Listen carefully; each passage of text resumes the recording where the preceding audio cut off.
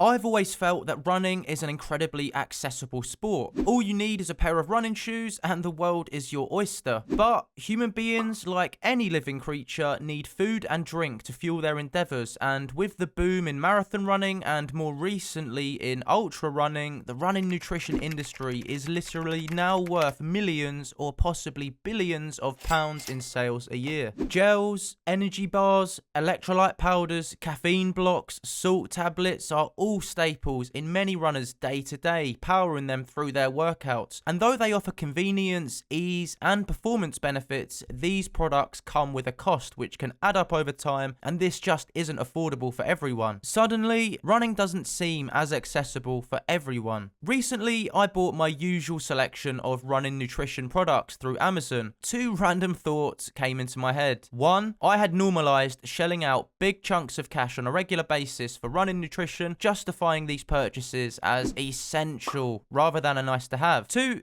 I wondered if there was an alternative way to fuel running, which would still allow the performance benefits whilst not breaking the bank. To answer the question to number two, I decided to do a little experiment using a 20-mile long run session to find out. The question I wanted to answer was, can I fuel a 20-mile long run with £3? Typically during a 20-mile long run, I'll take 4 GU energy gels, a pack of caffeine Cliff blocks, and 2 Snickers bars, in addition to 4 500ml flasks topped up with 4 scoops of Tailwind. Whilst I won't always consume all of this during a 20-mile long run, let's just assume for the purposes of this video that I do. Tailwind costs £32.95 per 30 serving bag, equaling £1.10 per serving, so that's £4.40 for the 4 bottles of Tailwind water. 4 GU energy gels on Amazon is £8.77. The Cliff blocks are £4.99 and 2 Snickers bars cost, depending on where you buy them, £2. All of this combined is £20, 16 pence to fuel my 20-mile long runs, which equals roughly £1 per mile covered. Onto my £3 20-mile run experiment. A quick Google search revealed that Aldi is the cheapest supermarket in the UK. Bearing in mind I live in southeast England, deemed to be the second most expensive region to live in outside of London, I didn't have much hope for getting much for my £3 budget. I wanted water and a fizzy sugary drink higher in calories for my liquids, and I settled on 2 2-litre bottles of still water at 39p each and 1 2-litre bottle of lemonade at 49p. Ideally, I wanted a mix of savoury and sweet foods, and after a long,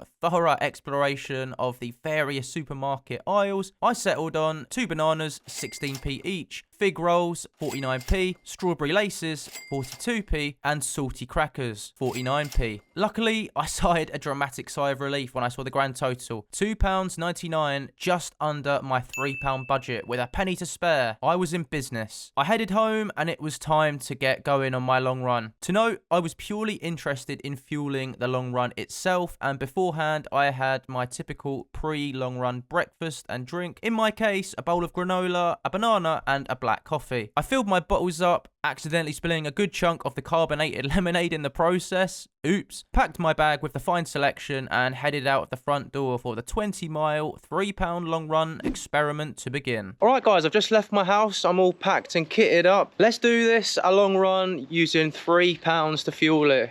Here we go. And off I went on my little nutrition experiment. I'll admit it did feel a little strange not to have my usual supply of gels and Tailwind topped up water as I trundled along, but I was excited to see how this run would compare to a quote-unquote typical 20-mile long run. I consciously decided to stick to flat and easygoing terrain to not make the run unnecessarily harder than it needed to be. Roads and flat routes were in, trails and rolling hills were out. Also, this would be a low intensity zone 2 training run, which would serve as an important workout in my ultra marathon training schedule, so I certainly wasn't aiming for a 20-mile PB and would undoubtedly be spending more time on feet, which would need more calories to power. If you're enjoying this video, please subscribe and leave a comment below to let me know what you think. It really helps the channel out and it's tremendously appreciated. Thanks very much guys. As the rain came down, I made my way through the first few miles pretty comfortably, still suitably fueled up from my pre-run breakfast, first, I took occasional sips from my lemonade-filled water bottles to keep me going. All right, guys, I'm about 4.5 miles in. I would say I've had about 600 millilitres of lemonade. I've got lemonade in both of these bottles here. I've just had 3 fig rolls. I had to dive in. I was feeling pretty peckish already. And so far, so good. I'm feeling fairly decent. However, those fig rolls weren't the easiest thing in the world to eat, and they definitely needed quite a bit of lemonade to help them go down. It's certainly not as easy as just running and gunning with a energy gel, which you can literally just open, slam, put the rubbish in your pocket, and away you go. Definitely requires a bit more effort to consume, though they tasted good and they seem to be doing the job intended.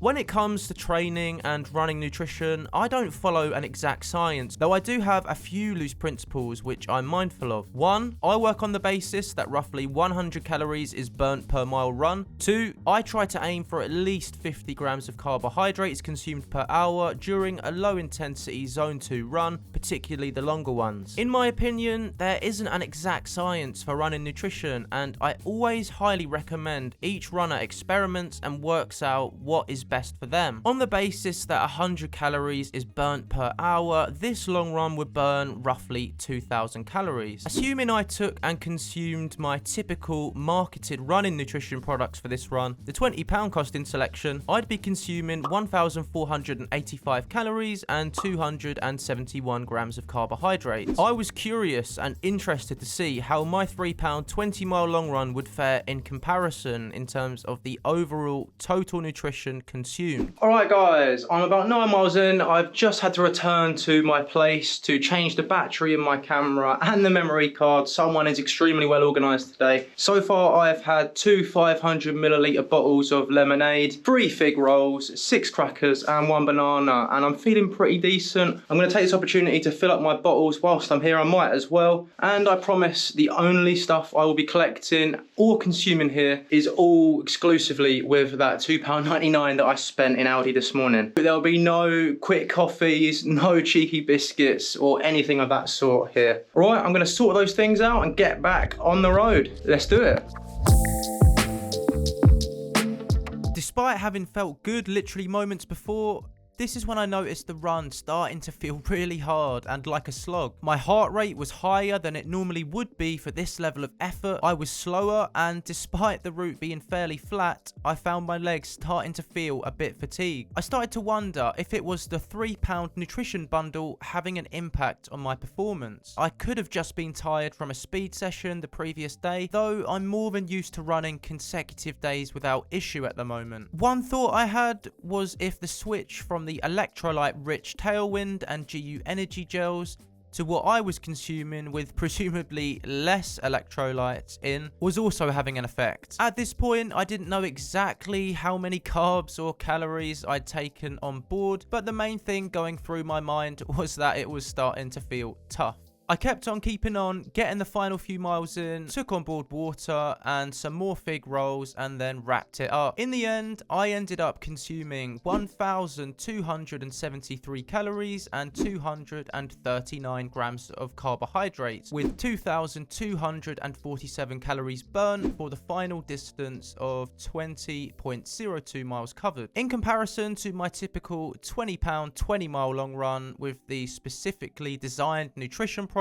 like gels and electrolyte powders, the final amounts consumed were actually pretty similar when compared to this test run. 1,485 calories in during the typical 20-mile run compared to 1,273 in the £3 fueled run. 271 grams of carbs in the typical nutrition run compared to 239 in the £3 fueled 20-miler. Honestly, I was pretty surprised to see the similarities, and I had a few thoughts as to why the run I had completed for the test felt so hard. Whatever the case, it's undeniable that it's certainly possible to fuel a 20-mile long run with just £3 and get a decent amount of calories and carbohydrates in along the way. The major downside of doing this on the lower budget, which I really noticed, is convenience. Stopping to unwrap and eat dry crackers and fig rolls, washing it down with copious amounts of lemonade is highly inefficient compared to just slam in an energy gel or chew on the go, even if they do come at a higher cost. If I was to do this again, I'd definitely lose the strawberry laces, which I didn't touch at all, and invest that cash into more lemonade, which had higher calories and decent amounts of carbohydrate. In conclusion, this experiment has really opened my eyes to the costs I'm routinely investing in running nutrition products, and it's made me realize that there are alternative ways out there to fueling my running more cost effectively. Let me know what you thought in the comments below. Do you have any suggestions for how we can fuel our running more cost efficiently? Do you have a different approach for fueling your long runs? I'd love to hear what you guys think. Thanks very much for watching. I've been Craig, this is Running Cafe, and I'll see you again in the next one.